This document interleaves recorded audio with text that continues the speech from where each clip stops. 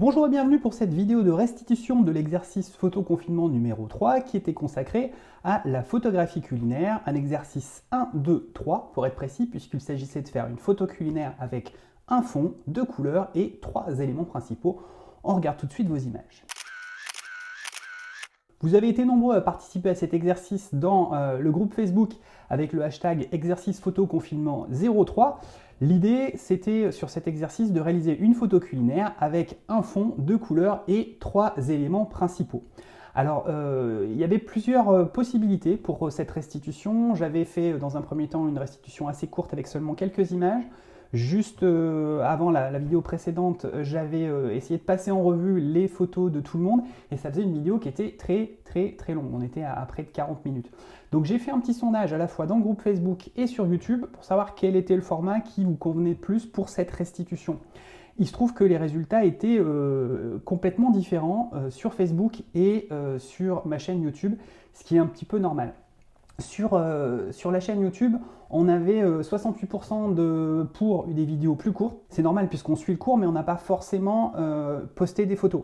Alors que dans le groupe Facebook, vous étiez largement plus favorable au fait de passer en revue les photos de tout le monde. Et c'est normal puisque ce sont les contributeurs qui sont dans le groupe Facebook, donc tout le monde a envie de savoir qu'est-ce qu'on peut améliorer sur ces photos. Ce que je vous propose, c'est de faire un compromis qui, à mon sens, permettra de satisfaire tout le monde, c'est-à-dire à la fois d'avoir une vidéo relativement courte et de répondre à tout le monde. Sur YouTube, je ne vais prendre que quelques images et je vais m'en servir donc pour illustrer les points principaux qui ont pu vous poser problème. Et sur Facebook, par contre, je répondrai individuellement à tout le monde de manière à ce que tout le monde, enfin tous les contributeurs puissent avoir un petit commentaire sur leurs photos et que pour les abonnés de la chaîne, ce ne soit pas non plus trop lourd et trop redondant puisque certaines erreurs sont un peu les mêmes. Donc, et certaines choses positives, à l'inverse, sont aussi les mêmes. Donc on va commencer avec le fond et une première photo de Michou qui a posté un verre sur un fond qui est en deux parties. Alors ce fond, déjà l'idée c'était d'avoir un seul fond. Là comme il est en deux parties, du coup ça ne matche pas au niveau de l'énoncé de l'exercice, mais ça pose aussi un autre souci. C'est que sur le bas de l'image, on a un fond qui est relativement sombre, alors que sur le haut de l'image, on a un fond qui est beaucoup plus lumineux. Donc l'objet est en contre-jour.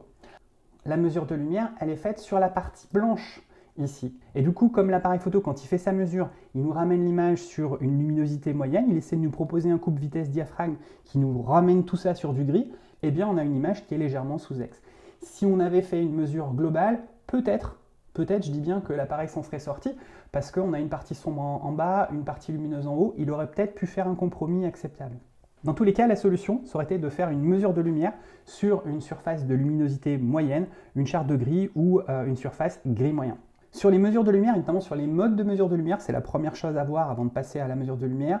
Je vous invite à suivre la série de vidéos qui se trouve sur mon site internet. Je vous mets le lien par ici et dans la description de la vidéo. Allez vraiment vous inscrire pour regarder cette série de vidéos. Au moins, vous aurez les bases pour vraiment comprendre tout ce qu'on va faire ensuite dans tous les exercices et d'une manière générale pour vraiment comprendre comment faire fonctionner, comment fonctionne et comment faire fonctionner votre appareil photo. Photo suivante, on parle encore de fond, parce que là, au niveau de l'exposition, on est bien, parce qu'il n'y a pas de problème de contre-jour. Au contraire, on a une surface qui est parfaitement homogène et parfaitement grise sur l'arrière-plan, sauf que, moi, mon petit souci, il est plutôt sur le haut. C'est-à-dire que le fond, il n'occupe pas toute la surface de l'image, et du coup, notre objet, il bute un petit peu sur ce fond qui est un peu court sur l'arrière-plan. C'est un peu dommage parce que là, pour le coup, les couleurs sont bien, la mesure de lumière est bien et ça fonctionnait plutôt pas mal. Il y a juste ce petit souci-là. Alors c'est vrai que quand on est dans sa cuisine, on n'est pas dans un studio photo et on n'en fait pas toujours ce qu'on veut. Prévoyez une chose, moi, comment dire, le point de repère que je me fixe quand j'ai un sujet, c'est minimum au niveau du fond, 3 fois la largeur, 3 fois la hauteur. Si j'ai un sujet qui va occuper telle largeur dans le cadre ou qui va nécessiter telle largeur dans le cadre, mettons que j'ai besoin de 20 cm de large pour pouvoir photographier mon sujet et de 20 cm de haut, et ben je prévois 3 fois la largeur et 3 fois la hauteur. Donc il faudra que mon fond il fasse au moins 60 par 60 et c'est vraiment un minimum. C'est pas la taille à utiliser, c'est le minimum. En deçà, vous risquez vraiment d'être embêté et d'avoir ce genre de choses, c'est-à-dire le fond qui rentre à l'intérieur du cadre et qui vous embête parce que du coup, ça vous restreint dans vos possibilités de cadrage. L'idée, c'était de faire la photo avec un fond et deux couleurs. On va passer à la photo de Jean-Marc qui fait un peu la transition entre les deux, puisque au niveau du fond et des éléments principaux, il y a une sorte de fondu, c'est-à-dire que le petit cookie qui est à gauche et le chocolat qui est à droite, donc on a notre cookie ici, notre chocolat qui est là, ils sont très sombres et l'arrière-plan est aussi très sombre. Du coup, c'est peut-être encore plus flagrant sur le cookie que sur le chocolat.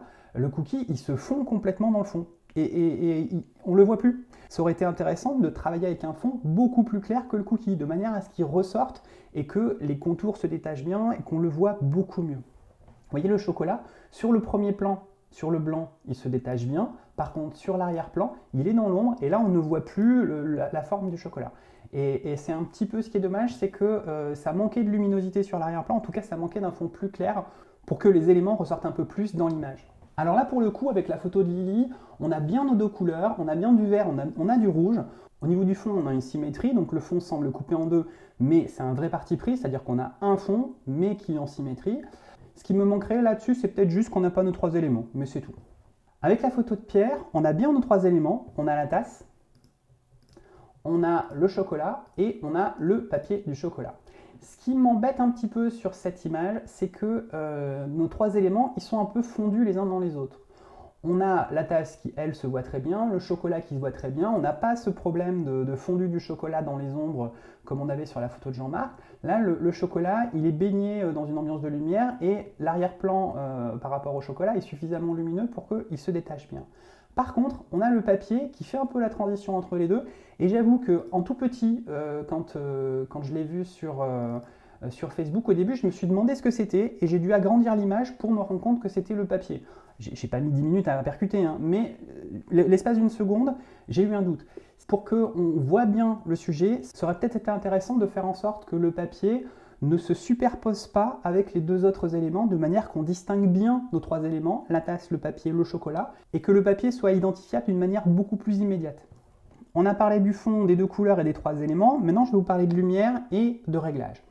On va commencer avec la photo d'Anaïs qui a été faite en intérieur, en lumière naturelle, et on voit qu'elle a été faite assez loin de la fenêtre. Donc on a une lumière qui est, je vais dire, assez homogène, mais relativement faible, et on a des ombres qui sont assez marquées. En tout cas, marquées, c'est pas le mot. Elles ne sont pas tranchées, mais en tout cas, elles sont présentes. C'est-à-dire que l'image, globalement, manque de luminosité. Plus on va s'éloigner de la fenêtre, plus on va être moins éclairé par la lumière de la fenêtre, mais plus par la lumière qui va se refléter à l'intérieur de la pièce. C'est-à-dire que si vous avez une pièce avec des murs jaunes et une grande fenêtre, la lumière va rentrer par la fenêtre, elle va certes éclairer le sujet, mais la lumière va aller aussi taper partout sur les murs et revenir sur votre sujet. Et là, c'est ce qui se passe. C'est-à-dire qu'on a des colorations qui sont un petit peu jaunes sur l'ensemble de l'objet. Et c'est un peu dommage parce que ça aurait mérité d'avoir une lumière beaucoup plus franche, beaucoup plus blanche et qui mette en valeur beaucoup plus la couleur des fruits. Là, on a nos petites framboises qui sont un poil ternes alors qu'elles devraient vraiment péter au niveau des couleurs. Et ça, c'est dû au fait que le bol, il a été posé beaucoup trop loin de la source de lumière. Et du coup, la source de lumière étant trop éloignée, l'objet est moins bien éclairé qu'il aurait pu l'être si on l'avait vraiment mis proche de la fenêtre. Alors là, par contre, on voit que Didier, lui, il est carrément dans la véranda. Donc on a plus ce problème de couleur. On voit le rouge de la cuillère, ici, n'a rien à voir avec le chat non plus, mais avec le rouge des framboises qu'on avait ici, qui est quasiment noir. Donc le fait d'être dans une ambiance lumineuse beaucoup plus franche, avec une source de lumière qui est très très large, puisque c'est la véranda, là pour le coup on a une belle quantité de lumière, on a une bonne qualité de lumière, et les couleurs ressortent beaucoup mieux. Le souci qu'on a par contre, c'est que la lumière se reflète dans la cuillère. On a un effet miroir qui fait qu'on voit le décor, et ça on aurait pu l'éviter en utilisant un bout de papier sulfurisé. Prenez un bout de papier sulfurisé très très large et vous l'approchez au plus près de la cuillère.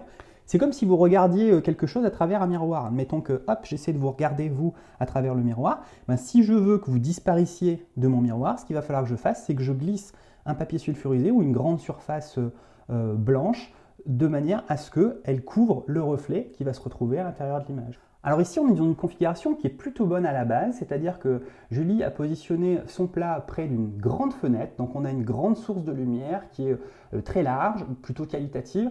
Là, on voit que le soleil n'arrive pas directement, donc a priori, on est censé avoir pas des ombres trop dures, trop violentes.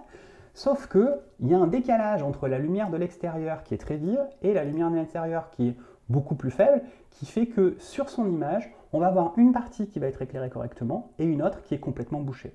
C'est-à-dire qu'on voit que la petite framboise là qui est exposée, je l'ai peut-être un peu trop grossi, qui est exposée par la lumière, elle a une couleur qui est pas mal, alors que dès qu'elles sont côté ombre, on n'a plus rien. Donc on a un petit souci d'exposition et on a un petit souci d'équilibre entre la lumière, entre le côté gauche et le côté droit. Ce qu'il aurait fallu faire, c'est ce que Fabrice et Bernard ont fait, c'est-à-dire qu'ils se sont positionnés de la même manière.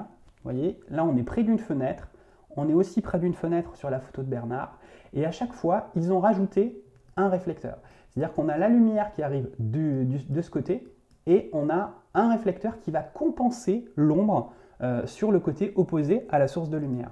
Je vais montrer l'installation de Bernard aussi. Là, on le voit encore mieux. On a vraiment côté droit la porte-fenêtre, pareil, qui est très volumineuse, enfin très large. Et à gauche, le réflecteur qui va déboucher l'ombre. Je vous l'avais montré dans la vidéo sur la préparation de l'exercice, à l'utilisation du réflecteur. J'avais aussi utilisé un réflecteur pour ma petite photo avec ma verrine. Et ça fonctionne plutôt bien parce qu'on a une source de lumière principale qui va nous éclairer notre sujet, qui va nous donner suffisamment de lumière et qui va nous créer une ombre. Cette ombre, si elle est trop franche, on va perdre en luminosité et donc on va perdre les couleurs dans l'ombre. Et en le débouchant, on garde quand même du modelé parce que le réflecteur vous renverra jamais plus de lumière qu'il en reçoit. Du coup, on atténue l'ombre, mais on garde du modelé, mais en même temps, on a aussi nos couleurs qui sont mieux restituées. Et du coup, ça nous donne quelque chose comme ça. C'est-à-dire, sur la photo de Fabrice, on a du blanc et du noir, et c'est parfaitement exposé. Alors, c'est pas juste pour vous faire la promo du Memento, parce qu'en l'occurrence, en ce moment, pour le commander, c'est juste impossible. Mais il a fait sa mesure de lumière, non pas sur une charte de gris, mais sur le Memento photo, comme je vous l'avais montré. Donc, il mesure sa lumière, c'est-à-dire qu'il cadre dessus, il zoome, il appuie légèrement sur le déclencheur et ensuite il ajuste son coupe vitesse diaphragme en programme d'exposition manuel de manière à ce que le petit curseur soit au milieu. Et quand c'est fait, l'exposition elle est calée pour le gris moyen. Et que son sujet soit blanc, noir ou gris, l'exposition sera bonne. Il n'y aura aucun souci. C'est ce qui a été fait aussi sur la photo de Bernard, où on a une image très lumineuse, puisqu'on a beaucoup de blanc, une assiette qui réfléchit beaucoup la lumière, et malgré ça, notre carotte est parfaitement exposée, et on garde même un petit peu de détail dans les blancs de l'assiette. J'ai essayé ici d'aborder les principaux éléments que j'avais remarqués sur vos photos que vous aviez postées sur Facebook. Bien évidemment, je n'ai pas cité les photos de tout le monde ici et je le ferai par contre dans le groupe Facebook. J'essaierai de vous faire un petit mot à chacun. Si jamais je vous ai oublié, c'est possible parce qu'en fait, Facebook, il a un algorithme qui est un peu bordélique et des fois, j'ai du mal à m'y retrouver moi-même. C'est pour ça que le hashtag est super important. Donc n'hésitez pas à m'envoyer un petit mot en me disant « Coucou Jérôme, qu'est-ce que tu penses de mon image ?» Je répondrai à tout le monde dans le groupe Facebook. J'en profite pour remercier Pascal qui a terminé la première partie de ma formation en ligne, la formation reportage, et également Georges qui lui suit le même chemin, mais dans ma deuxième formation, ma formation sur la photographie de studio, qui est composée de 4 masterclass sur le portrait et la photographie d'objets au flash et en lumière continue.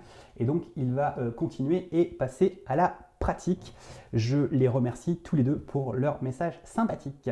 Demain matin, on passera à l'exercice photo confinement numéro 4. Ça va être quelque chose d'assez rigolo, assez ludique. Vous allez pouvoir faire ça avec les enfants.